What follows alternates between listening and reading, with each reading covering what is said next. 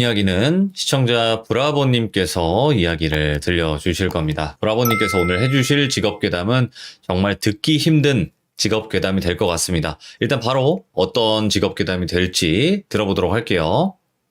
여보세요. 안녕하세요. 안녕하세요, 도민님. 아유, 브라보님 반갑습니다. 아이고, 반갑습니다. 저는 뭐 되게 초면이 아닌 것 같아요. 하도 많이 들어가지고.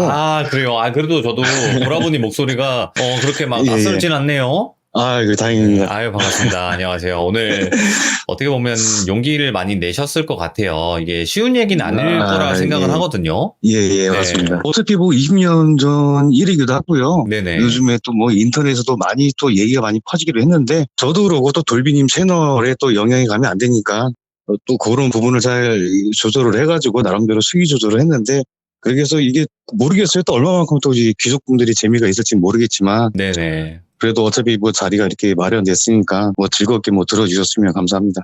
자, 일단은 이제 많은 귀족님들이 대략은 알고 있을 수는 있겠지만, 일단은 HID 그 특수 부대 자체를 간단하게 설명을 한 번만 해주시면 더 좋을 것 같아요. 듣는 분들을 위해서. 제가 설명하는 중에 조금씩 내용이 더 나오기도 하겠지만요. 뭐 저희 부대 같은 경우는 일단 근무 기간이 옛날도 그렇고 지금도 좀 길고요. 타 부대에 비해서.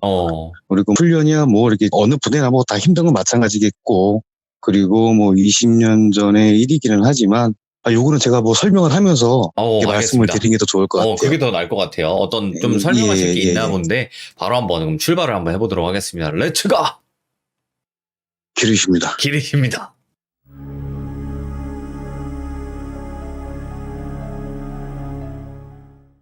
저는 이제 HID라고 하는 북파 출신이고요. 네. 그 2000년도에 입소를 해서 약 5년간 근무를 했습니다. 저희가 이제 타 부대하고 좀 다르다고 하는 부분들은 일단 많이 알고 계신 부분들처럼 저희는 계급이라든가 그런 게 없고 호칭도 없고 군번 같은 것도 없고요. 편하게 얘기할 때는 군인이라고 얘기는 하는데, 그러니까 저희 개인적인 입장에서는 군생활을 한 적이 없는 거죠. 군번을 가진 적도 없고 계급이나 그런 걸 쓴 적이 없으니까. 옛날에 저희가 20대 중반 후반에 어떤 시험을 보거나 취업 준비를 할 때 이렇게 쓰면 군번을 쓰라고 하더라고요. 자꾸. 군번을 쓴 적이 없으니까 군번을 모르잖아요. 그래서 군번 모른다고 그럼 되게 이상해 봐요. 군대 안 갔다 왔냐고. 그래서 군대는 갔다 왔는데 군번을 모릅니다. 그랬더니 아이고 세상에, 군대 갔다 온 사람이 군번을 왜 모르냐. 그래서 그냥 모른다고, 그냥 죄송하다고 이렇게 좀 알아오겠다고. 뭐 이런 경우들도 있었고요. 그런 부분들이 좀 차이는 있고요. 네.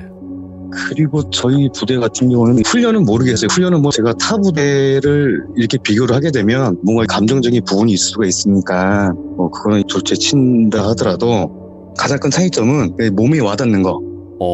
저희는 한 5년 동안 뭐 외출, 외박, 전화, 면회, 휴가가 없어요.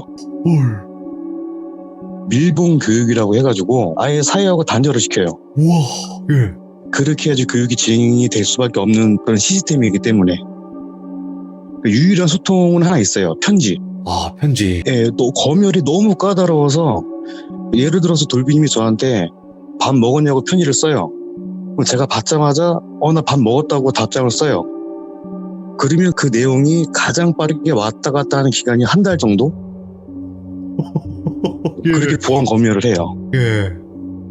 물론 20년 전의 이야기고요. 이제 지금은 뭐 형태와 복지 같은 것들이 많이 달라졌다고는 알고 있는데, 지금의 일들은 제가 알 수도 없을 뿐더러 또 알아도 말씀을 못 드리는 부분이니까요. 그렇죠. 제가 드리는 부분들은 20년 전의 이야기니까 다 지난 일들에서 일부분에 있어서 그래도 조금 생소한 부분들을 좀 정리해서 말씀을 드리고자 하는 그런 부분들입니다. 그리고 이런 얘기를 하면 많은 분들이 이렇게 얘기를 해요. 거기를 어떻게 알고 어떻게 들어가게 됐냐라고 해서 그것부터 말씀을 드리면, 고등학교를 졸업을 하고요. 대한민국 남자들은 군대를 갈 준비를 하잖아요. 은연중에. 이제 우연히 물색관을 만나게 됩니다. 제가. 과정은 제가 생략을 했어요. 물색관이라고 당시에는 지역 병무청마다 이 정보서에서 파견 나온 물색관들이 근무를 했고요. 그 물색관들이 안팎으로 사람을 찾아서 영장을 받고 입대하기 전에 그 인원들을 모병하는 방식이에요. 단 한 명이라도 논산훈련소나 뭐 타 훈련소에서 훈련을 받고 있는 사람들을 뽑아서 차출을 해가는 방식이 아니에요, 절대. 누가 주변에서 나 논산에 있다가 나 그 HID에 차출돼서 갔다 왔어. 다 거짓말이에요. 그거 다. 절대 그렇게 데려가진 않아요. 저희는. 왜냐면 훈련소에 들어간 순간부터가 어떻게 보면 정식적인 군인의 시작이잖아요. 네. 저희는 정식적인 군인을 가져다가 쓸 수가 없어요. 행정의 어떤 보안상 문제 때문에. 네. 그렇기 때문에 아예 애초에서부터 민간인인 신분을 데려다 쓰는 거지, 그렇게 훈련소에 들어간 사람을 데려다 쓸 수 있는 구조가 되지가 않아요. 네.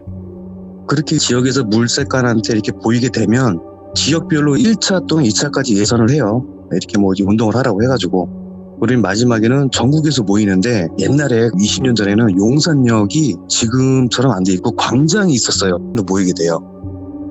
근데 웅성웅성 될 거 아니에요. 야, 이거 뭐냐, 뭐 이러고 있는데, 체육관 뒷문에서 처음 보는 군복을 입고 되게 참 몸은 당연히 다부지실 거고, 네. 여기 들어오셔서는 되게 그 날카로운 눈빛으로 들어와서 딱 한마디 하세요. 이거는 저희의 그 되게 특별한 교육 방식 같은 걸 말씀을 드리는 건데, 들어오시면서 딱 한마디 하세요. 4일 정도 헤쳐모여, 이렇게. 근데 4일 정도가 뭔지 알아요. 이게 가로인지 세로인지. 근데 이렇게 한마디 하세요. 아구지 다물라고.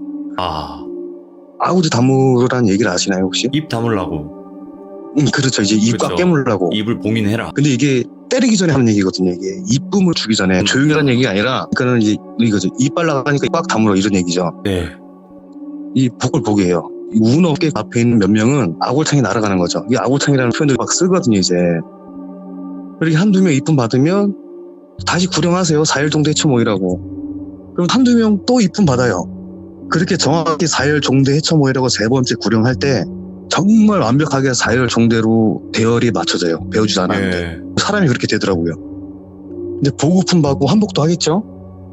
그 과정에서도 뭐 몇 명 아버지 담으면 그때는 다 그렇잖아요. 시간을 많이 안 주잖아요. 그런 분위기 속에서 훈련대 생활도 하고, 이제 훈련대에서 기본적인 훈련하고 교육을 받고, 훈련대가 끝나면 4대 배치 받는다고 하잖아요.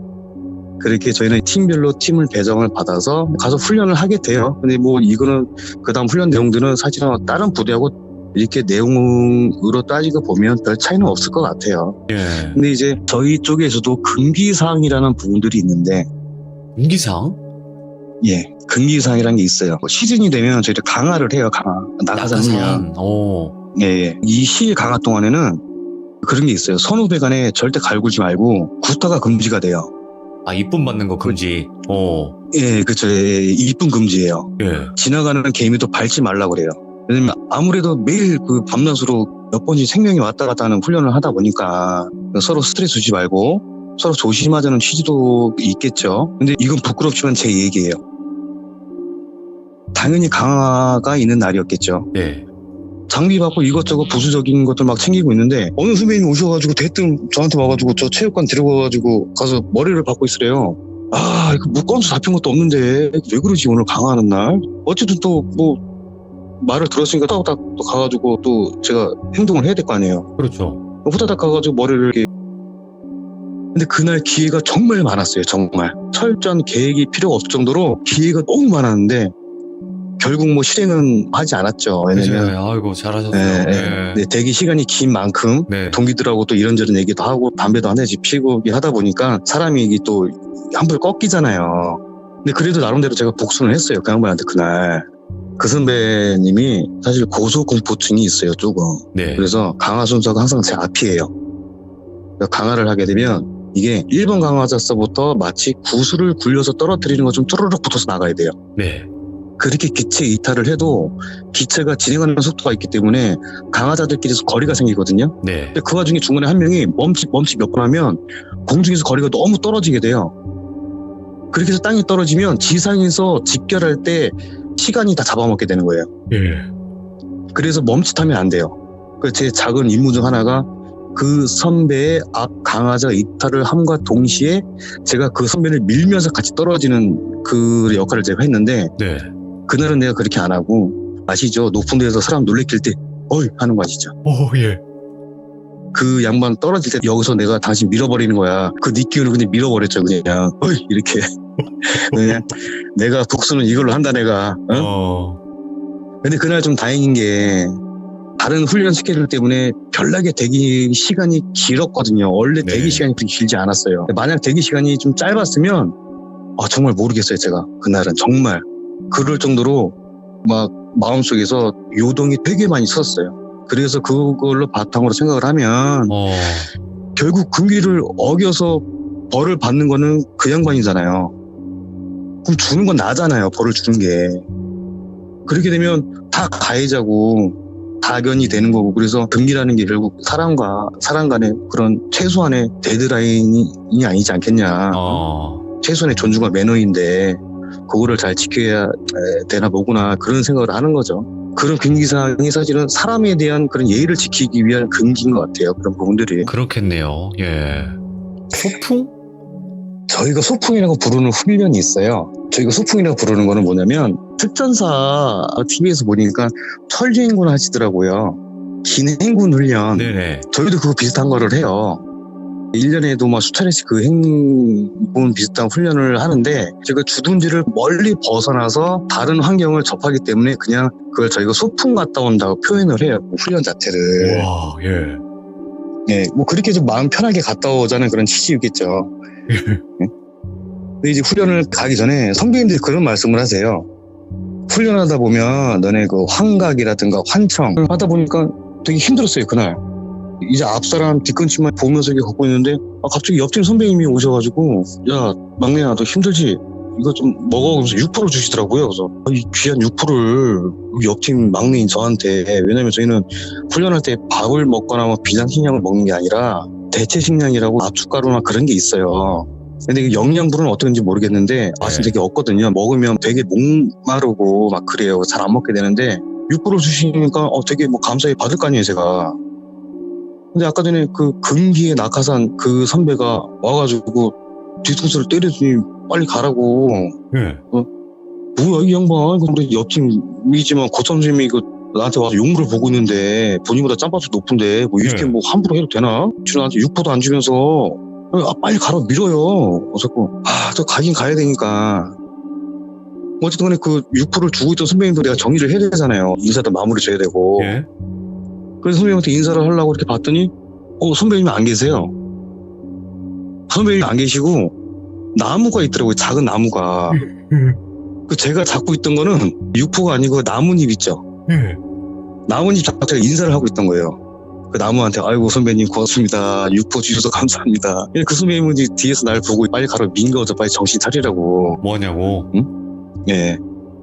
그런 식으로 환각을 보더라고요. 저희가 훈련을 할 때. 네네. 저도 이제 짬밥을 좀 먹고 소풍도 가요.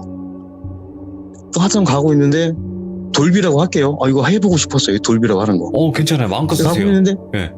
이 돌비가 주저앉더니 풀을 막 뽑아라 막.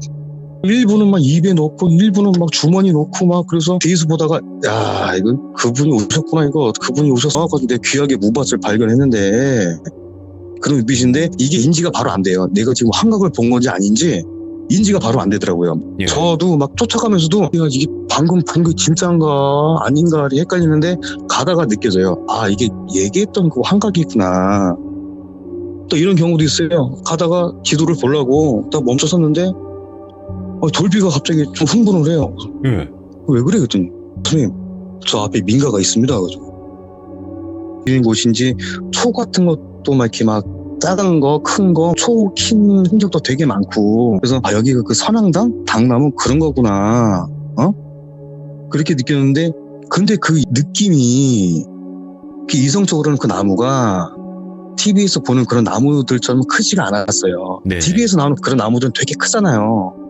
근데 그렇게 안 커요. 근데 이성적으로는 나무가 크지 않는데 그렇게 되고, 근데 그게 저뿐만이 아니라 이 팀원들이 다 아무 말도 못하고 누가 출발이라고 얘기도 안 했어요. 예.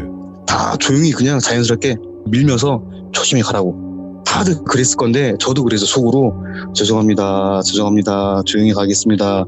그렇게 벗어났던 적도 있어요. 이야. 근데 그런 기운이라는 게 있나 보더라고요. 정말 그런 것들이 저희가 또 몇 번 있는데, 그런 기운 비슷한 게 네. 저희가 소풍을 나가게 되면 저희는 사람이니까 하루마다 쉬어야 되잖아요. 네. 그날.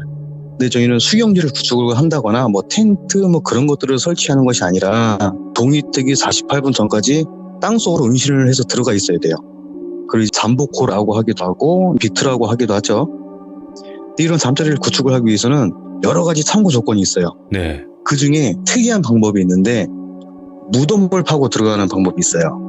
무덤을? 예, 무덤을 파고 들어가는 이유는 우리가 만약에 도피충이라고 하면 누군가가 추격을 한다고 하면 사람이 이제 본능적으로 무덤은 좀 이제 회피하게 되잖아요. 예.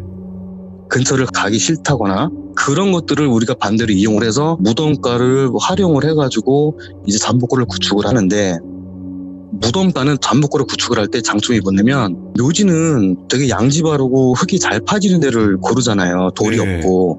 그러니까 저희가 땅을 팔 때도 되게 잘 파져요. 되게 금방 팔 수가 있어요. 되게 수월해요. 근데 사실상 무덤이기 때문에 정서상 거의 건드리지는 않는데 어느 선배님 한 분이 묘지에 잠복고를 내 구축을 하겠다 라고 해가지고 그 잠복지 근처에 있는 묘지를 하나 선정을 해서 잠복고를 구축을 했어요. 예. 땅을 파는 중에 묘지에서 뱀이 한 마리가 나와요. 다행히 천만다행으로 그 뱀을 죽이지는 않고 그냥 숯불 쪽으로 던져버렸어요. 그냥 오. 여기 가라고. 근데 그런 말이 있잖아요. 그 묘지에서 나온 뱀은 그 묘지의 주인이라고. 맞아요. 뭐 지킨다 이런 거. 예. 근데 그 묘지 주인을 쫓아낸 형국이 된 거죠. 어쨌든 잠복은 잘 팠대요. 그 안에서 뭐 경기도 하고 뭐 휴식도 하고 뭐 정비도 하고 별다른 게 없으니까 이따 뭐 출발할 때 그래도 묘지니까 원상 복구만 좀 신경 써서 잘 해드리면 되겠구나 싶어서 이렇게 복구를 하는데 이 흙이라는 게 근데 파낸 것을 다시 메꾸면 원래대로 돌아가지가 않아요. 네. 특히 묘지잖아요. 그리고 파낸 흙을 그걸 그대로 메꿔도 흙이 남아요. 네. 절대 그 흙이 다 들어갈 수가 없어요. 그만큼 완벽한 복구가 불가능한 부분인데 어쨌든 간에 신경 써서 메꿔드리고 일정을 출발했는데 이게 어쨌든 저희도 후련이니까 이제 통제관들의 통제를 받고 이게 뭐 점수가 매겨지게 되거든요. 근데 그때까지 그 팀이 거의 1등이었대요. 근데 말씀드렸다시피 저희가 이제 외출 같은 것이 없는데 소풍이라는 훈련을 포함해서 뭐 체력이라 뭐 기타 등등의 측정을 다 종합을 해가지고 1등을 하면 포상으로 그 팀은 1박 2일 외출을 나가요. 특별 외출을. 오. 물론 보안과장님 통자에 나가지만 그래도 그게 어디예요? 나가서 사우나도 하고 짱깨도 먹고 뭐 주둔지가 아닌 곳에서 가서 술도 먹고 잠도 자고 그거 보고 열심히 다 달려가는 건데 훈련을. 예. 근데 결국 그 팀은 결과적으로는 아주 말도 안 되는 통제관한테 적발되고 막 훈련 미스로 해가지고 거의 1등에서 꼴등을 하게 돼요. 그리고 그 선배님은 마지막 능선에서 굴러서 본인 다리로 걸어서 훈련을 복귀를 못해요. 예. 그런 상황이 발생이 돼요. 그래서 그 후로 또 금기사항이 생긴 게 야 너네 절대 훈련을 할 때 묘지 건들지 말라고. 그리고 훈련이 끝난 다음에 그 팀 간부님들이 그 묘지 찾아가서 다시 메꿔드리고 사과드리고 이렇게 뭐 음식 싸서 재 올리고 이렇게 사죄를 드리고 그런 일들도 있었어요 저희가. 이야. 이게 소풍이구나. 무덤에 대한 얘기가 또 있는데 예. 저희 팀 이야기예요 이거는. 그날 훈련이 너무 잘 됐어요 저희가. 예. 이들에만 가면 그날 잠복지에 정말 일찍 도착하는 거예요. 그러면 정말 널널하고 편안하게 그냥 마무리 지을 수 있을 정도로 시간적 여유도 되게 남을 것 같은 그렇게 훈련이 잘 됐어요. 네. 그리고 그날 훈련의 동선이 그 산골이 너무 깊지도 않았어요. 일단 능선이 낮았어요. 그리고 지금 우리가 타고 있는 능선만 넘으면 다음 능선이 잠복지예요. 소로도 잘 나 있어요. 산길도. 근데 가다 보니까 소로가 삼거리가 나왔는데 그 삼거리 중앙 쪽 가깝게 묘지가 하나 있어요. 예. 근데 우리는 교훈이 있으니까 그래서 야 저기 조심히 지나가야 되겠다 해가지고 지나서 가서 쭉 가고 있는데 우리보다 한참 앞서가던 팀이 반대로 돌아오고 있어요. 예. 이 길 아니래요. 저 옆길인 것 같아요. 아니 저희가 볼 때는 이 길이 맞거든요. 이 길이 아니더라도 끝나는 지점에서 다른 루트로 갈아타면 그게 더 효과적일 것 같은 거예요. 그냥 우리 그냥 이대로 가자고. 저 팀이 길을 잘못 본 거라고. 갈 만큼 갔는데 그 포인트가 안 나와요. 예. 다시 방향을 잡아도 포인트가 안 나와요. 왠지 아까 우리가 왔던 길을 다시 되돌아가고 있는 것 같은 거예요 저희가. 네. 근데 다른 팀이 또 오고 있어요. 저희 말고. 그 저희가 그래서 아까 그 팀처럼 이 길 아닌 것 같다고. 근데 그 팀은 저희처럼 또 가던 길 계속 가요. 예. 저희는 또 계속 가다 보니까 아까 그 묘지가 다시 나와요. 그래서 갈림길에서 다른 길로 가요. 다른 길로 한참 가고 있는데 아까 그 길처럼 그 팀을 다시 만나게 돼요 저희가. 네. 미치겠대요. 이 산 같지도 않은 산에서 도대체 방향을 찾을 수가 없대요. 그 사이에 절약한 시간은 다 지나가고 있는 거예요, 이제. 야, 이거 안 되겠다. 두 팀이 같이 움직이자. 그래서 방법을 결정한 게, 이거 뚫자. 우리가 뚫자고 표현하는 게 뭐냐면, 방향 유지를 하다가 안 되면, 그냥 나침이로 방향만 잡고, 그 앞이 그냥 가시덤불이건 강이건 뭐건 무조건 직진을 하는 거예요, 그냥. 예. 방향만 잡고. 그렇게 방향을 잡고 가는데, 묘지가 계속 나와요. 예. 야, 나중에는 이게 아까 그 묘지인지 이게 그 비슷한 다른 묘지인지 헷갈릴 정도로 길이 안 나와요. 예. 아니, 길을 잃으면 아예 다른 곳이 나오면 차라리 괜찮은데 그냥 거기를 그냥 계속 도는 거예요. 그냥 무덤 근처를 계속. 정말 몇 번을 방향을 바꾸면서 막 뚫고 막 돌아왔다가 막 어떻게 하는지 정말 모르겠어요. 나중에는 막 아침에 접고 그냥 마음 내키는 대로 눈앞에 보이는 대로 막 직진도 해보고 예. 그렇게 하다가 이제 산이 파래져요. 동이 트는 거예요, 이제. 날이 밝았어요. 네. 그날 훈련 실패하는 거죠, 이제. 동이 트니까 시야가 멀리까지 보이기 시작하잖아요. 묘지 위에 올라가가지고 이렇게 보니까 야, 저 밑에 도로가 보여요. 네. 그 도로가 보인다는 거는 그 기점으로 해가지고 그 우리가 포인트가 얘기한 게 그 도로가 나왔어야 되는 거거든요. 그 도로를 가로질러서 다음 능선으로 30분만 좀 질러서 갔으면 저희 잠복지였는데 그걸 못 찾고 밤새도록 거길 돌았다는 거예요. 밤새도록 도는 거예요, 거기를. 홀렸네 완전. 예. 그래서 저희가 이 시드문호 참여 때문에 그날 일을 다시 정리를 했던 건데 근데 그때도 저희끼리도 은연중에 암묵적으로 그런 상황들을 이렇게 좀 자연스럽게 받아들였던 것 같아요. 왜냐면 그날도 그거 겪었던 팀들끼리 모여서 뭐라고 얘기하냐면 객관적으로 문제 찾지 않아요. 네. 객관적으로 문제 찾으려면 야, 왜 방향 유지를 이렇게 했어? 지도가 잘못했어? 뭐 이런 얘기를 할 건데 한 얘기가 다 그거예요. 야, 몇 팀이 혹시 실수했냐 그 묘지에? 좀 중앙 쪽에 있다고 했잖아요. 네. 야, 누구 막내를 혹시 막 밟고 지나가냐 그 묘지? 막 우리가 그런 얘기를 하게 되는 거죠. 뭔가 우리가 어떠한 실수를 했기 때문에 우리가 어떤 그러한 영향을 받았던 거다라고 저희가 스스로도 그렇게 좀 인정하고 넘어가는 부분이랄까? 야. 그런 일들도 있어요. 꽤 비일비재해요, 그런 것들이. 네, 근데 솔직하게 지금 브라보님께서 말씀하시는 이 부대 자체가 산에서 네. 길을 잃을 그럴 부대는 아니잖아요. 솔직하게. 그렇죠. 그렇죠. 저희는 산을 많이 다니니까 조금 돌아가는 한이 있더라도 그 정도까지 헤매고 그럴 수는 없어요, 저희가. 야, 이건 미스테리하다 진짜로. 근데 제가 말씀드렸던 이날 상황은 너무 이렇게 좀 묘지 주위를 도는 그 시간이 되게 길어서 제가 이거를 말씀드리는 거지만 잠깐 이렇게 뭐 어떤 묘지가 나와서 그 주위를 한두 번씩 돌아서 결국 멀리 들어가게 되는 경우도 심심치 않게 있어요. 훈련하다 보면. 그 길을 못 찾고 도는 과정 중에는 꼭 묘지가 한 번씩 나오더라고요. 거의. 야. 그런 경우가 있어요. 되게 많아요. 지금 말씀하신 게 이제 특전사의 천리 행군을 이쪽 부대에서는 소풍이라고 부르는데 그 소풍 과정 속에서 이런 일들이 있었다는 거잖아요. 그죠? 예, 그렇죠. 야, 그러면 이제는 귀신을 목격하신 적도 있다고 저에게는 말씀해 주셨는데 이건 뭘까요? 제가 두 가지 정도로 추렸는데요. 예. 저희도 점호를 해요. 청소를 하고 하겠죠. 마지막 쓰레기통을 비우고 이 쓰레기통을 소각장에다 분리수거를 하면서 비워야 되는데 저희 생활관에서 소각장까지 한 300m 정도 이렇게 떨어져 있어요. 네. 가다가 작은 개울도 건너야 되고 환경이 그래요. 그냥 뭐 자연에 가까워요. 네. 소각장 구조는 뭐 간단하게 출입구만 터놓고 미음자로 돌을 쌓아서 만들었고요. 높이는 한 1m 50 정도 될까? 그렇게 높지 않아요. 한쪽 구석에 소각로가 있고 남은 공간들은 분리수거를 할 수 있게 이렇게 되어 있어요. 간단하게. 오늘 분리수거를 하려고 소각장에 딱 들어섰는데 들어가면 의자가 하나 있거든요. 예. 정면에 의자가 있는데 누가 앉아있어요. 그래서 우리 윗짬밥 중에 땡땡이 주고 담배를 피러 왔나? 그래서 생각했는데 선배님 부르려고 하는데 뭔가 이상하니까 뭔가 정면으로 보질 못하겠더라고요. 원래 선배님이었어도 똑바로 못 본 척 할래 못 본 척 할 수가 없는 구조인데 그런데도 계속 못 본 척 하면서 계속 그냥 제 할 일을 한 거죠 이제. 왜냐면 이 상황을 인정하게 되면 되게 좀 겁날 것 같은 거예요 이제.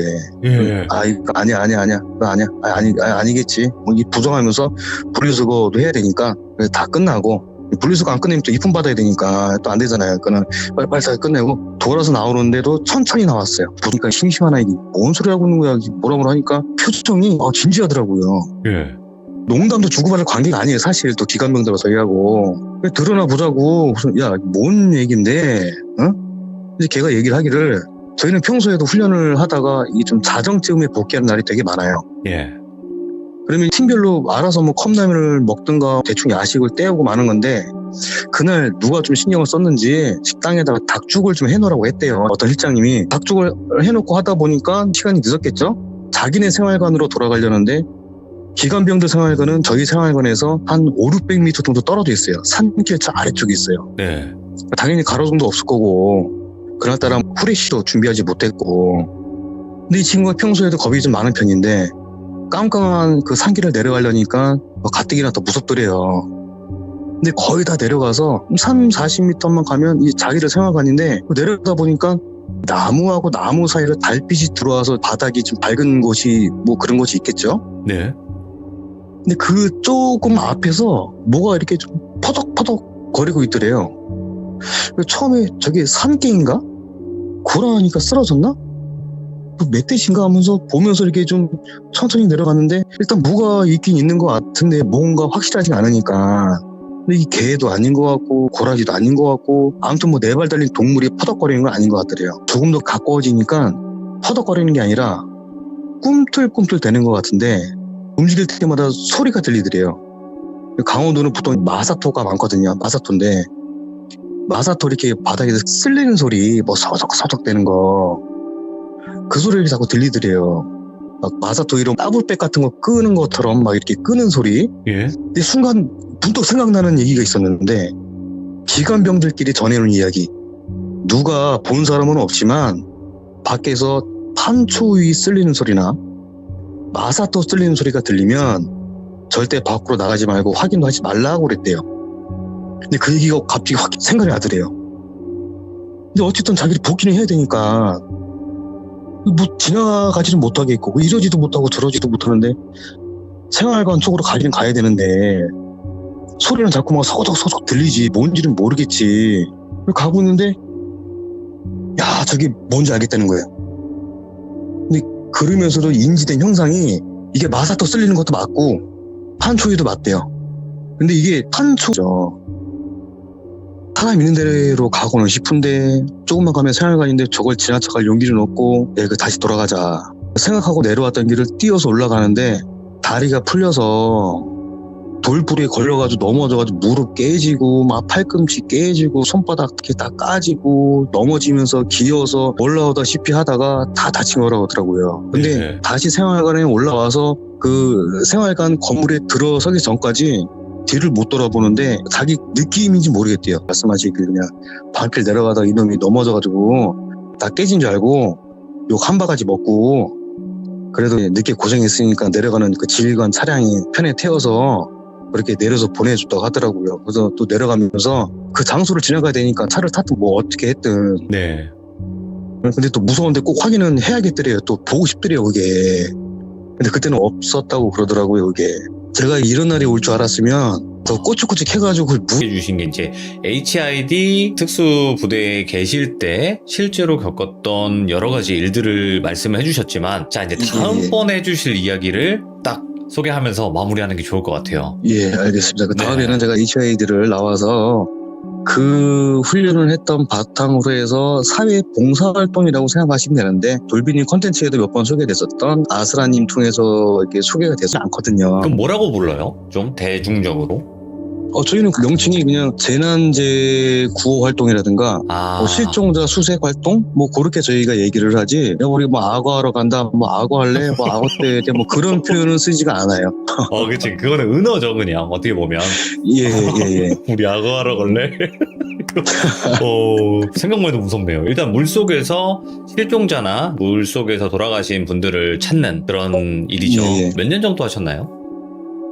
그거는 나와서 직후부터 활동을 하게 됐는데요. 이거는 그 2008년도에 저희 하게 됐던 계기가 다른 선배님들은 뭐 이미 하고 계셨고 저는 이제 2005년경에 사회에 나와서 다른 걸 준비를 하다가 그 2008년경에 경기도 쪽에서 두 여학생 초등학생이 유괴가 돼서 하천 쪽에 이렇게 안 좋게 뿌려지는 사건이 발생이 돼서 진짜로. 와. 아이고, 감사합니다. 어떻게, 아이고, 제가 귀족분들의 귀한 시간을 방해를 한 건지 아닌지 모르겠네요, 제가. 녹아들었어요. 그리고 다음번에도 저나 아니면 규정님들도 많이 이뻐해 주세요. 아이고, 잘 부탁드리겠습니다. 이제 이쁘다는 말이 너무 무섭다. 손으로 이뻐해주고, 네, 발로도 이뻐해주고, 그죠? 네, 예. 너무 감사합니다. 고맙습니다. 늦은 밤 감사합니다. 예, 감사합니다. 들어가세요. 네. 예. 만신할머니 이야기는 쭉 지금 업로드가 되어 있으니까 한번 더 들어보시는 것도 좋을 것 같습니다. 바로 한번 출발을 해보도록 할게요. 네, 여보세요? 와, 오랜만에 듣는다, 진짜. 와, 아빠님. 네. 잘 지내셨죠? 오랜만에 뵙습니다. 네, 잘 지냈습니다. 목소리는 여전하시네요. 여전하네요, 오빠. 왜 그러세요? 징그러워요. 그치. 우리는 이런 농담을 할 수 있죠, 오빠. 그렇잖아요, 오빠. 반갑습니다. 안녕하세요. 네, 안녕하세요. 아빠님, 오랜만에 또 찾아와 주셨는데, 오늘 해주실 만신할머니 이야기는 도대체 어떤 주제가 될지 궁금하긴 한데, 저한테는 말씀을 해주셨어요. 바로 신벌이라고. 네, 신벌입니다. 신벌. 그러니까 말 그대로 네. 잘못한 무당들이 받는 벌인가요? 오늘 그거랑 결이 좀 달라요. 오, 좀 달라요. 네. 알겠습니다. 자, 그러면 신벌에 관련된 이야기 바로 출발을 해보도록 하겠습니다. 렛츠고! 길이십니다. 오랜만이다. 기리십니다.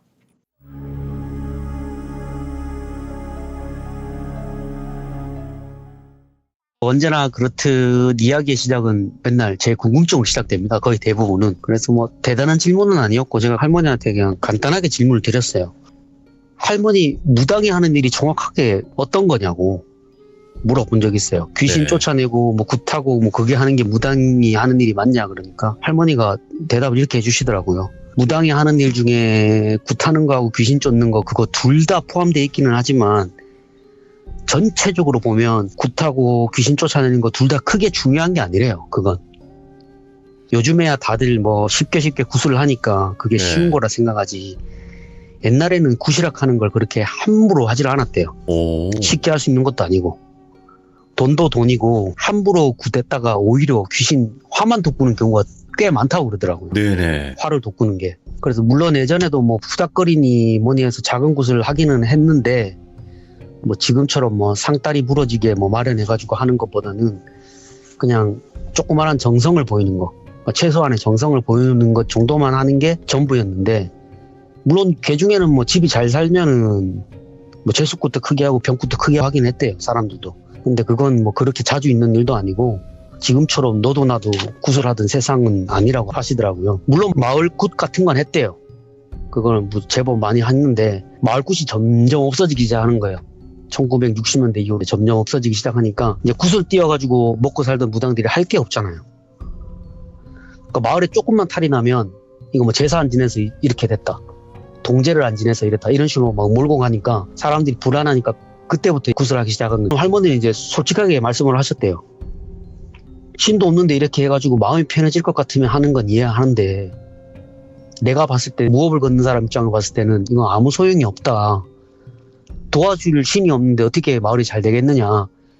이렇게 솔직하게 얘기를 하면 사람들이 가만히 안 있었대요. 매년 제사를 지냈는데 갑자기 올해부터 신이 없다, 이건 아무 쓸모없다 그러면 화가 안 나겠어요? 사람들 입장에서 불안하고. 그치. 그러면 사람들이 그때는 이제 손가락질 하는 건 예사고 막 몰매 맞을 뻔한 적도 엄청 많으셨대요, 할머니는. 근데 그게 너무 싫으시니까 나름대로 고민한 게 굿 의뢰가 들어오면 마을을 미리 찾아가 보신대요. 오. 찾아가 보고 미리 인사를 드리셨대요. 언제 굿을 하는데 어르신이 오셔가지고 마을 사람들 뭐 덕담도 해주시고 공수도 해주시면 좋겠다, 이렇게 확실하게 신이 있는 마을만 가서 마을 굿을 하셨대요. 네. 그리고는 굿이라는 게 참 희한하거든 그러시더라고요. 네. 어쩔 때는 진짜 신이 오셔가지고 본인이 감당이 안 될 때가 있는 반면에 어쩔 때는 신이 꼼짝도 안 하는 경우도 있대요. 반응을 안 하는 거예요. 예. 해도. 그러면 이제 할머니가 모시는 어르신이 대신 공수를 해주셨대요.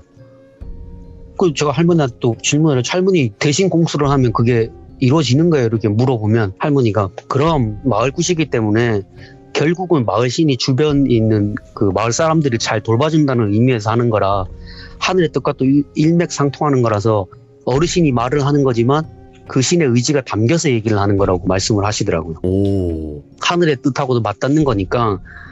그래서 굿이라는 게 그런 거라고. 원래 그런 기다. 사투리 쓰니까 이해해 주세요. 한없이 작은 정성으로도 가능한 게 굿이고 한도 끝도 없이 아무리 성대하게 해도 안 되는 게 굿이라고. 그 말을 제가 또 질문을 했죠. 그럼 이래도 그만 저래도 그만이란 얘기잖아요. 그러니까 그래 맞다. 이래도 그만 저래도 그만인 기지. 결국은 사람이 불안해서 그리 하는 기라고. 아. 무당들은 그걸 이용해 먹는 거고 굿도 귀신 떼내는 것도 다 똑같대요. 결국은 무당들이 본인들이 착각해서 그러는 거 아이가. 본인이 할머니가 내가 배울 때는 무업을 하는 사람들은 누구 편도 들지 않고 그저 산자와 죽은 자 서로 화해시켜주고 보듬어 주는 게 우리가 할 일이지. 결국 무당이 하는 일은 죽은 사람하고 산 사람을 화해시키는 건데 살아있는 사람한테는 위로하고 사죄를 하라고 하고 죽은 사람에게는 원이 없이 떠날 수 있게 도와주는 게 우리 같은 사람이 하는 일이다. 굿도 마찬가지인 기라. 예. 필요한 사람이 있고 굿하는 게 그게 신이 노하는 기라. 야. 다른 사람은 굿을 왜 뛰는지 나는 잘 모른다고. 적어도 내가 어르신이라 부르고 내가 아는 어른들은 다 그렇게 살다가 돌아가셨다고. 내도 그렇게 배웠고 나도 그래 산다가. 예. 이렇게 말씀하시더라고요. 그리고 이제 두 번째 질문을 했어요. 할머니 그러면 육지에 있는 신하고 바다에 있는 신하고 달라요? 물어봤어요. 그 질문에 할머니가 대답을 해주시더라고요. 신이 다른 것보단 사람들의 성질이 다르대요. 오. 바다에 사는 사람들이 더 크게 의지한대요. 더 크게 의지하는 게 맞는 말이라고. 네네. 육지에 있는 사람들이야 사고가 나도 환경 자체가 한정돼 있지만 바다일하는 사람들은 언제 그렇나? 날씨도 가늠이 안 되는데 망망대해에 나가가지고 일하는 사람들인데 당연히 기댈 때가 필요하지. 그 사람들 마음 아니겠냐고. 그러다 보니까 육지보다는 바다 쪽이 훨씬 사람들이 치성 들이는 경우가 훨씬 많다고. 와. 그리고 대체적으로 육지에 있는 신들 같은 경우에는 성정이 대부분 온화하시대요. 네. 인간들을 도와주려는 마음이 되게 많은 반면에 바다 신들은 좀 괴팍하대요. 성격이. 그리고 신도 아니면서 신행세하는 요상한 것도 되게 많대요. 바다는. 그래서 할머니 그럼 바닷가에 있는 이야기 중에 신기한 얘기 좀 해주세요 하니까 할머니가 이제 이 사연을 얘기해 주셨어요. 오. 한 90년대 초반 이야기라고 하셨어요. 그때가 뭐 추석 대목을 앞둔 시점이었는데 네. 할머니가 한동안 털을 닦으시러 나가셨대요. 꽤 오래 나가 계셨대요. 그 외지로 돌다가 이제 오셨는데 때마침 대목 장날이라 가지고 할머니가 또 장터로 나가시려고 추수를 내가지고 물론 이제 털을 닦으시면서 중간중간 집에 오시면서 그때마다 반일 조금씩 하셨는데 뭐 그래도 농사는 소득 못 되잖아요. 하루 이틀 갖고는. 그런데도 제법 농사가 잘 됐대요. 그해. 그래서 머리에 이고 뭐 손에 쥐고 이렇게 해가지고 장터로 가는 버스에 몸을 싣고 가시는데 이제 중간중간에 버스가 서면 사람들 탈 거 아니에요. 그러면 이제 어르신들이 인사를 하더라고요. 할머니가 아이고 예, 제가 그동안 좀 멀리 나갔다 와가지고 오랜만에 뵙습니다. 이렇게 인사를 하시면서 가셨대요. 근데 장터에 딱 도착하자마자 바다 냄새가 너무 나더래요. 육지인데. 바다 냄새가 너무 나가지고 처음에는 그냥 뭐 비릿한 냄새가 나길래 오늘 뭐 장날이라 가지고 대목장이라 가지고 생선 상류들이 많이 오셨나 이렇게 생각하셨대요. 그래서 평소에 장사하는 곳에 가가지고 자판을 까시면서 이제 뭐 시골 할머니가 파는 품목이 대단한 게 뭐 있겠어요. 뭐 전구지, 땅콩, 뭐 콩 이런 거 자판에 쭉 깔아 두시는데 평소 장터에 보시던 어르신들이 오셨대요. 그 자판 까시는 어르신들이 오셔가지고 이제 인사드리고 그동안 어떻게 잘 지냈느냐, 뭐 자손들은 뭐 평안하시죠 이렇게 막 이런 인사를 나누셨대요. 그럼 이제 할머니가 좀 일찍 가셨으니까 이제 좀 시간이 지나니까 장터에서 장돌뱅이라고 그러죠. 장돌뱅이. 네. 장터만 돌아다니는 장사꾼 분들이 계세요. 그런 분들이 하나둘씩 오시더래요. 그 중에 앞면에 있는 장사꾼이 할머니 알아보고 와가지고 인사를 하더래요. 아이고 아침에 좀 오랜만에 오셨네. 할머니가 몇 달 안 보이셔가지고 어디 멀리 가셨나 했는데 또 오셨네요. 그래가지고 할머니가 뭐 내사 볼 일이 있어갖고 멀리 좀 다녀왔습니다 하시고는 그 사장님을 봤는데 예. 그 사장님한테 귀신이 딱 붙어 있더래요. 그 장사하시는 분 얼굴을 보니까 얼굴이 많이 상했더래요. 그래서 넌지 신부로 봤대요. 사장님 안색이 뭐 별로 안 좋은데 와 그럽니까? 뭐 고민거리가 있나 보니 이렇게 운을 떼니까 사장님이 와 아줌마 진짜 용하시네. 얼굴만 보고도 아는 거 보니까네.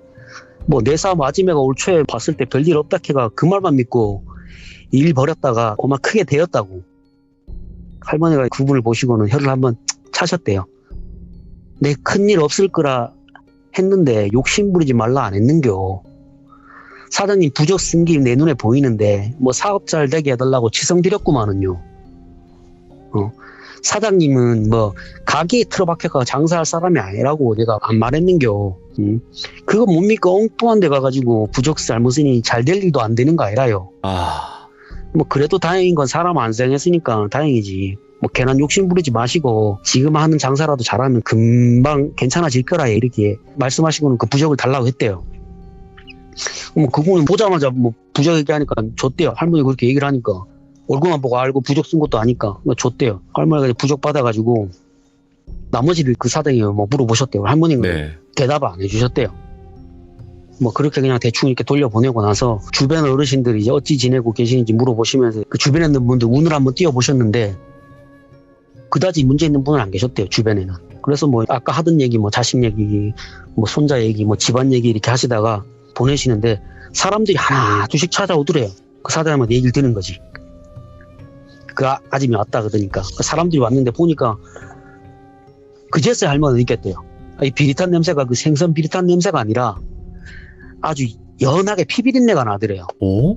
그래서 사람들한테 물어보셨대요. 아니 전부 다 꼴이 이게 뭐냐고. 다들 뭐에 홀려가지고 전부 부적을 썼냐고. 다 내려놓고 가라고. 뭐 그것만 없으면 별일 없을 텐데 왜 쓸데없이 일을 만들어가 이 고생을 하냐고. 그래 부적을 받았는데 한 6, 7장 받으셨대요. 그래 그 사람들 보는 앞에서 다 불에 태우셨대요. 구석에서. 이 부적 얼마 안 한다고 다들 쓴 것 같은데 부적은 핑계고 여 보니까 굿도하신 분도 계신 것 같은데 사장님한테 붙은 귀신 내가 다 뗐으니까 걱정하지 말고 장사는 열심히 하시오. 욕심 부리지 말고 이렇게 말씀으로 다 돌려보내셨대요. 네. 그래서 그 장사하는 사람들한테 붙어있던 귀신들 다 불러 모아가지고 뭐하는 놈들인데 사람들한테 붙어 해코지 않어. 얌전히 있다가 내 가는 길에 따라오니라. 집에 가서 내 얘기 들어주구만. 이렇게 얘기하시고는 근처 어르신들한테 식사를 대접하시려고 음식을 시키셨대요. 예. 그 술도 드시면서 어르신들하고 이야기하는데 아까 사장님들한테 나는 피비린내는 연한데 갑자기 피비린내가 확 느껴지더래요. 그래서 고개를 탁 돌려보니까 한 30대 후반으로 돼 보이는 여자가 서 있더래요. 네? 데리고 온 귀신들 위해 가지고 음식 해가지고 작은 상 마련해가지고 다 돌려보내고 그제서야 돌순이를 찬찬히 보셨대요. 그동안은 이제 화가 났으니까 제대로 안 살펴봤는데 찬찬히 보니까 또 불쌍하더래요. 그 꼴을 보니까.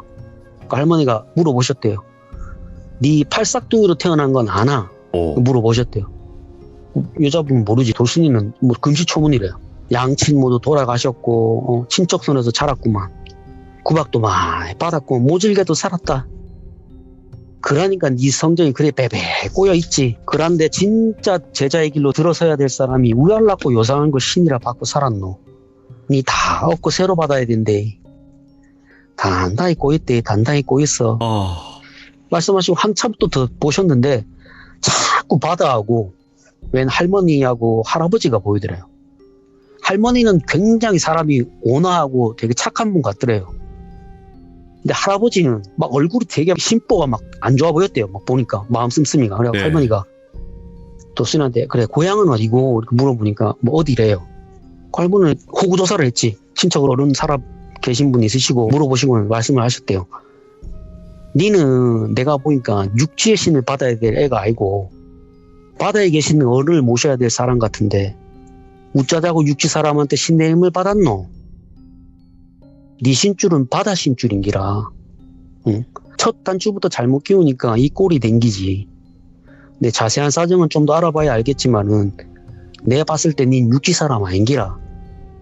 응? 아까 내 얼핏 보니까 네 뒤로 바다하고 할아버지 할머니가 보이는 거 보니까 그 두 분이 네 신명 같은데 날 때부터 이 길로 들어서야 할 사람이 왜 이러고 사노? 응. 근데 엉뚱한 데서 길을 찾고 있으니까 길이 찾을 리가 있나? 네. 왜 어르신이 도와줘야 될 사람이라고 있는지 이제서 알겠네. 네가 지금 신이라 받은 그거 그 신 아니래. 원래 육지 것도 알고 바다에서 따라 들어온 긴데. 응. 그러니까 천지분간 못하고 발광 안기고 그래 뭐 친척 어르신하고 왕래는 하나? 이렇게 물어보니까 돌순이가 20살이 될 무렵부터 그러니까 성인이 된 무렵부터 친척 집에서 나와서 혼자 살았대요. 힘들게 살다가 신을 받아가지고 이 길로 들어서게 됐대요. 그렇게 흘러 그 장터가 있는 동네까지 오시게 됐는데 장터라 가지고 사람들이 많이 오가니까 사람들이 많이 올 줄 알았대요. 근데 생각보다 사람들이 안 오더래요. 왜냐하면 할머니가 주기적으로 가가지고 사람들이 개 주니까 안 가잖아요. 누가 가요? 돌 쓰는 일에. 그런데 할머니가 오랫동안 자리를 비우니까 네. 사람들이 답답하니까 이제 근처로 가기 시작한 거죠. 그래서 사람들은 운수 봐주면서 부적을 하나 두 개씩 써준 거고 그거 핑계로 굿도 띄워먹고 그렇게 이제 살았는데 다행히도 자기가 굿을 띄워준 사람 중에 잘된 사람이 있었나 봐요. 돌순이가. 그래가지고 이제 잃은 거지. 외나즘애가 보살님이 써준 부적을 태운다. 이게 일러준 거예요. 따지려고 내려왔는데 이게 보니까 눌린 거죠. 그 이야기를 듣는 와중에 또 할머니한테 옆에 계시는 어르신이 이제 이야기를 하셨대요. 아이고 해막동이구나. 피막동이구나. 이렇게 말씀을 하셨대요. 노여움을 받은 기지. 그렇게 자신이 원하면 온전하게 요구하면 될 거를 이 난리를 쳐가지고 한 아이의 생을 고통스럽게 할 필요는 없는 거를 괜히 신바람만 쳐가 여러 사람 망쳐놨다고. 아휴. 그걸 할머니가 돌순이한테 말씀하셨대요. 자네 피막둥이로 태어난 건 아냐고. 옆에 어르신이 자네가 피막둥이로 태어났다고 하시네. 자네는 모르나? 그러니까. 당연히 돌순이는 모른다고 그랬고 그래서 저도 할머니한테 할머니 피막둥이가 뭐예요? 물어봤어요. 물어보니까 할머니가 그냥 이야기를 듣다 보면 알게 된다고 웃으시고 계속 이야기를 하셨어요. 그래서 할머니가 이제 그 돌순이에게 근간 자네가 컸던 마을로 가야 될 것 같다고. 어르신이 말하기를 자네는 원래 그릇으로 태어났고 신의 길을 가야 될 사람인데 신바람이 너무 빨리 들었다 하시네. 그래서 자네가 빨리 태어나게 됐고 그게 자네 인생을 이렇게 힘들게 만들었다고. 자네야 무슨 이야기인지 알 턱이 없고 지금도 뭐 영문도 모르는 것 같으니까 자네 집안 어르신한테 들어야 말아야 될 이야기 같다. 그 다음에야 가닥이 잡히지 싶다 하시고는 일단 집안 어르신한테 한번 연락해보라고. 예. 살아 계시는지 그리고 찾아뵙는다고 연락을 드리라고. 그리고는 할머니 집 주소를 알려주셨대요. 연락이 되면 나한테 연락을 해라. 그럼 내가 도와주구만 하고. 그래서 한 2주일 정도 지났는데 이제 돌순이가 할머니 집에 찾아오셨대요. 할머니가 그 돌순이하고 할머니 신딸분하고 그 여자분 친지가 있는 곳으로 가셨대요. 다행히 작은 할머니가 살아 계셨대요. 그리고 아직 뭐 정정하셨대요. 그래서 그 집에 찾아가서 인사를 드리셨대요. 이제 10수년 만에 작은 손녀가 돌아왔잖아요. 그러니까 그 작은 할머니가 막 엄청 울더래요. 막 어떻게 살았냐.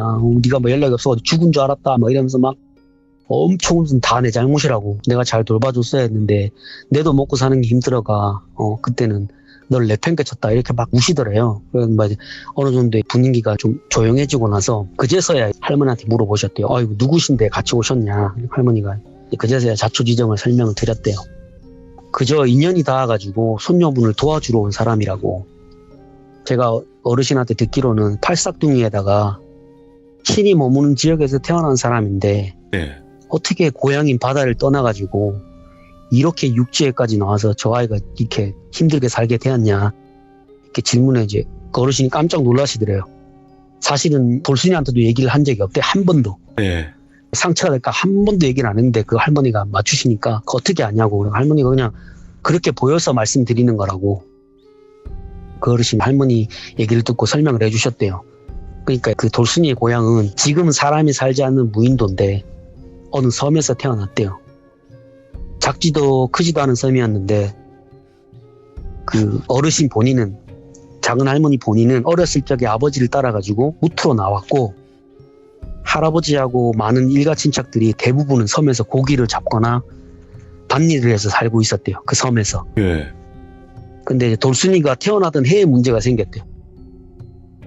올케 언니가 돌순이를 가지면서 시작됐대요. 그게. 이제 그해 풍어제를 드리려고 사나흘 전에 장빼가 뜬 거예요. 장빼가 뜨면 원래 법도가 임신한 산모나 출산이 임박한 산모들은 피막이라는 데로 대피를 해야 된대요. 그 제사 준비하는 도중에 피를 보면 부정하다 그래가지고 사람들이 그런 사람들을 피를 못 보게 하려고 예. 피막으로 옮겨야 되니까 마을에서 출산을 하면 부정이 타니까 안 되니까 빨리 내보내라고 어르신들이 막 그래가지고 배를 타고 이동하는 도중에 배 안에서 출산을 하게 된 거야. 이동하는 도중에. 그럼 이렇게 되면 이제 부정 탄 거잖아요. 그래가지고 큰 재앙이 온다고 막 사람들이 믿었고 네. 설상갈상으로 장배도 돌아갔다가 들어오는 길에 풍랑을 만나가 배가 뒤집어진 거야. 사람이 몇 명 죽은 건데 사람들이 알게 모르게 다 막 아는 사람들이잖아요. 밖에 육지에 나와도 근처니까 네. 막 뒤에서 수군수군 된 거예요. 근데 돌수님은 그걸 몰랐던 거야. 너무 오래가지고 재수없는 애다. 마을 사람들 잡아 먹었다. 신한테 버림받은 애다. 신벌 네. 받았다. 막 이렇게 막 손가락질 한 거예요. 결국에는 집안에서 대우도 못 받고 막 천덕꾸러기로 자라다가 그게 너무 싫어가지고 이제 20살 되자마자 집을 나온 거고. 형님 아이를 그렇게 아무 대책 없이 내쳤으니까 섬에 사람 못 사는 게 당연한 거라고. 저야 육지 사람이라 자세하게는 모른다. 그래 육지도 마찬가지로 피막에서 태어난 아이는 부정을 시키기 위해서 구슬하고 허락을 해가지고 마을로 들이는 게 법도인데 당연히 섬에도 그런 게 있지 않겠느냐.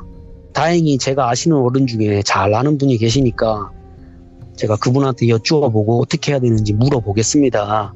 그리고 돌순이를 잘 돌보겠습니다. 이렇게 말씀을 하시고는 너무 걱정하지 마시고 혹시 돌순이를 위해서 빌어주시면 그걸로 된다. 준비되면 연락드리겠다. 이렇게 말씀을 하시고는 돌순을 데리고 할머니가 평소 아는 어르신한테 데리고 가셨대요. 이제 그 어르신은 오래전부터 큰 섬에서 무업을 하시던 분인데 연세가 드신 후로는 육지로 나오셔서 사시는 분이셨대요. 네. 그곳에 방문을 하셨는데 그곳에서 전에 봤던 그 심술궂은 얼굴의 할아버지를 봤대요, 할머니가. 예. 근데 보시는 순간 딱 아셨대요. 아, 이거 신이 아니라 악기다. 그냥 자기가 죄를 받아야 되는데 받지 못해가지고 악에 바친 악기다 이거. 딱 느끼시자마자 냅다우통 치셨대요. 이게 신도 아닌 게 신행세를 하고 있노. 게다가 사람한테 신바람을 넣어가지고 사람을 살지도. 신이 아니기는 하나 신이라고 대접을 받았으면 네 힘이 닿는 한 사람들을 도와주고 부정한 것을 씻어야 하는 게 하늘의 이치인데 이놈은 신의 대접은 받을 대로 받고 온갖 폐악질은 다 했다고 니가 지금. 와. 그러니까 사람들이 섬을 등지고 도망하는 게 당연한 거라고. 예. 널 등지고. 신이 아무것도 돌봐주지 않는데 어느 인간이 신을 받들어 주겠냐고. 더구나 바다일 하는 사람들이. 효과가 없으면 떠나는 게 당연한 지사지. 이렇게 막 호통을 치셨대요, 공수로. 그리고는 내가 성질 같았으면 네 놈을 그냥 여기서 처리하고 싶은데 혹시 피막이 있던 섬이 어디냐 이렇게 해가지고 그 섬으로 가셨대요. 근처에 있는 섬으로. 그래서 돌순이가 이제 신의 세계로 돌아왔다는 걸 알리는 의식을 하셨대요. 그 섬에서 본 뒤 그곳의 주인 할머니께서 그때서야 나오셔가지고 인자하게 웃으시면서 돌순이를 반겨주셨대요. 그래서 신바람이 든 그라이를 도와주고 싶었대요. 그분이. 근데 이미 사람들은 그 섬에 있는 그 악기한테 다 잡혀 있어갖고 네. 방법이 없었대요. 본인이. 그래서 그저 그냥 이렇게 하는 수밖에 없었대요. 무트로 보내는 게. 본인이 할 수 있는 그게 마지막 그거였대요.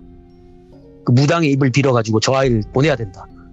그게 그 본인이 할 수 있는 마지막 일이었대요. 그래가지고 애를 일단 무트로 보낸 거래요. 그래서 지금은 돌아왔으니까 내가 이제 저 아이하고 함께 할 거다. 이 얘기를 하시더래요. 그 할머니가 그 섬에서 피막신하고 그 어르신을 위해 가지고 작게나마 제사 지내시고 도순이한테도 얽힌 게 다 풀렸다 이제. 자네 뜻대로 하라고. 예. 어르신께서는 너하고 함께 하고 싶다고 하셨는데 저분을 도와가지고 네가 이 길을 계속 걸어갈지 아니면 그냥 그저 무트로 가서 살고 싶으면 저분은 자네 곁에서 그냥 평생 계실라 그런다. 네 우짤래? 이렇게 물어보셨대요. 네가 원하면 신명을 받들어서 사람들을 도우면 살면 되고 예. 네가 원치 않으면 그것도 네 선택인기라. 이렇게 말씀하시니까 돌순이는 이제 너무 힘들었잖아요. 그동안 삶이. 근데 본인이 또 했던 일도 그거밖에 없고 힘들지만 계속 하겠다라는 의사를 밝혔대요. 순리대로. 그 할머니가 그 섬에서 작지만 그 섬에 계시는 주인을 위해 가지고 의식도 하시고 돌순이한테 내림을 해주셨대요. 그 어르신을.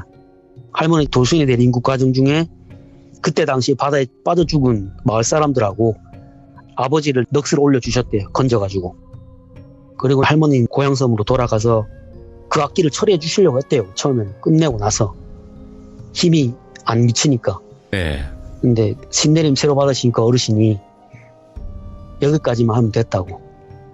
때가 되면 내가 처리할 일이니까 자네는 여기까지만 하시면 되네. 그래가지고 할머니가 알겠다 이렇게 하시고는 돌순이한테 내가 할 일은 여기까지다. 이렇게 인연을 맺는 것까지가 저 고향섬의 악기는 아마도 자네 어르신이 자네가 처리하기를 원하시는 것 같다.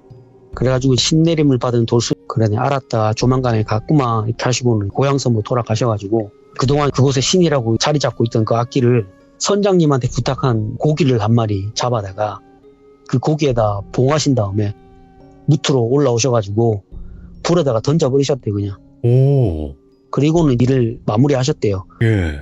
그리고는 그 돌순이 이제 어르신이 이제 얘기해 주시는데 원래는 그 피막섬이 본섬이었대요. 그러니까 본섬에서 제사도 지내고 피막 그것도 같이 있고 예. 제사 지내는 곳 반대 방향에다가. 그런데 점점 사람들이 떠나가고 하다 보니까 어떻게 하다 보니까 옆에 있는 섬이 더 커지게 된 거예요. 네. 그러니까 사람들이 자기 멋대로 옮긴 거지 제사 장소를. 그래서 신이 노해가지고 그게 신벌이었다는 거예요. 제대로 된 신도 아니고 그 악기한테 제사 지내게 하는 게 신벌이었대요. 네. 그러니까 일이 더 오히려 안 되는 거지. 계속 꼬이기만 하고 사람도 죽어나가고 예. 고기도 안 잡히고 농사도 안 되고 그렇게 해서 거기가 무인도가 됐다고 그러시더라고요. 그 섬에 부정함이 계속 들어간 거예요. 예. 그래서 그게 신벌이었을 거다 이렇게 하시고는 이야기를 끝내주셨어요. 진짜 만신할머니는 되게 간단하지만 어떻게 보면 무속 행위를 정말 바르게 하시는 분의 그런 이야기를 들어볼 수 있기 때문에 정말 놀라운 것 같아요. 그 섬신도 아까 말씀을 했지만 그 이유가 바다 사람들은 이제 바다의 신에 더 많이 기대기 때문에 좀 더 강할 수밖에 없다 이런 느낌도 네. 진짜 그런 것 같아요. 실제로도 많이 빌어야지만 그 신이 좀 강해지는 경향이 있나요? 그건 저도 자세히 모르겠어요. 아, 그 부분은요? 네. 야, 진짜 만신할머니 이야기는 진짜 시청자분들도 그렇지만 무속인 분들도 아마 듣고 계실 건데 저는 진짜 단 한 번도 무속인 분인데 만신할머니 이야기를 반대되는 이야기로 얘기하신 분을 본 적이 없어요. 글쎄요. 할머니가 맨날 늘상 입버릇처럼 하던 말씀이 그거예요. 세상이 변한 건지 예. 내가 늙은 건지 모르겠다 이렇게 말씀하셨어요. 그러니까 본인 기준에는 이게 아닌 것 같은데 사람들이 그걸 따르고 있다는 얘기입니다. 아, 그러니까 분명히 이야기를 들으면서도 저건 아닌데 하시는 분들이 계실 거예요. 근데 할머니 시대상하고 지금 시대상하고 다르니까 분명히 다를 수도 있을 거예요. 어우, 그 말을 던지셨다. 오, 머리 하나 딱 맞은 듯한 그런 느낌이긴 하네요. 전에 제가 한번 말씀드린 적 있잖아요. 옛날에는 무당되는 게 그렇게 힘이 들었다고. 맞아요. 예. 사람들한테 가가지고 아무 집이나 가가지고 점사 봐준다고 막 들어가가지고 뺨 맞고 오고 몰매 맞고 소금 맞고 물 막 뒤집어 쓰고 매산 일이고 그렇게 뺑뺑뺑 돌아야지 그 오욕칠정이 사람의 감정이 무뎌진다고. 네. 옛날에는 그렇게 일부러 막 시켰대요 제자들을. 지금이랑 좀 다르죠 많이. 지금은 이제 계속 좀 생성이 많이 되는 추세죠. 네, 맞습니다. 네. 오늘 아빠님께서 또 오랜만에 만신할머니 이야기 들려주셨는데 많은 분들이 좀 만신할머니 이야기를 그리워하고 들으시면서 교훈을 많이 얻으시는 그런 경우가 많거든요. 근데 진짜 오늘도 네. 이렇게 이야기 들려주셔가지고 감사합니다, 아빠님. 네, 다음에 또 와주세요. 알겠습니다. 감사합니다. 네. 아, 만신할머니 이야기 들으면 진짜 정신을 바짝 차리게 돼요. 진짜 더 바짝 차리게 될 그런 느낌을 많이 받아요, 사실. 그러니까 단순히 그냥 어떤 한 무당의 뭐 큰 무당의 이야기라기보다는 배울 점들이 많아요. 이 이야기 속에서 정말로. 그러니까 어떤 분은 뭐 무서운 이야기도 아닌데 뭐야 뭐 이러실 수도 있어요. 하지만 저는 이 만신할머니 이야기는 좀 결이 다르다고 생각을 하고 있고 여러분들도 아마 안 들어보셨던 거 만신할머니 이야기 쭉 한번 들어보시면 제가 무슨 말을 하는지 알게 되실 거라 생각을 하고 있습니다. 시청해주신 모든 분들